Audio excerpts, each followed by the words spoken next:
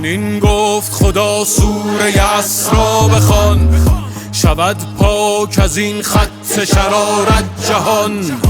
نمان بی صدا یار تو را زد صدا، علمدار باش در دل میدان بمان. از همان روز که این لکه ناپاک پا نهاده است در این ارض مقدس، قبله اول میان دو مثلث. های غیرت زده فریاد که برخیز، جنگ کافیست ستم بس با شرارت. طرف گشت شرف داشت هر کس، همه جز کک که سر برده به برف و بی خبر مانده از حیله کرکس. دل پر زخم زمین گفته کسی می آید، زده فریاد که فریاد رسی می آید. نام او را به صد لفظ و زبان می خواند، لاتها را سر جای خودشان بنشاند. مدد یا منجی الامم یا منجی العالم، مدد غوث الصیاد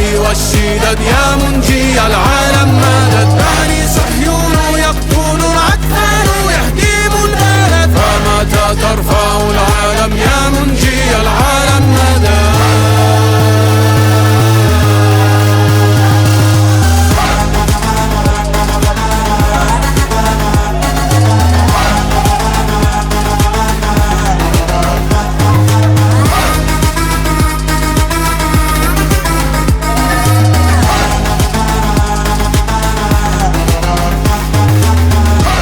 پایان شب سیاه سپید است بخوان، در آن سوی سیاهی ید بیضا ببین.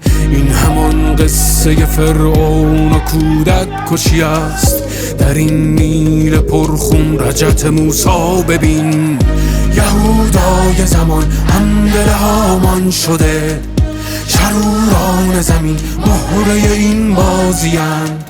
جهان بار دگر دید که این جانیان به جانها و به خون تشنه تر از نازیند. روید از دامن این خاک پر از خون، باز هم شاخه زیتون قبلگاه است، نه قتلگاه خاک صلح است نه صهیون. دست شب رو شده تکلیف مشخص، موج و طوفان رسیده است از اقصا به اقصای جهان. زخم زمین گفته کسی می آید، زده فریاد که فریاد رسی می آید. نام او را به صد لفظ و زبان می خواند، لاتها را سر جای خودشان بنشاند. مدد یا منجی الامم یا منجی العالم، مدد غوث الصیاد والشدد یا منجی العالم، مدد بني صهيون يقتون العتال ويهدم البلد، فمتى ترفع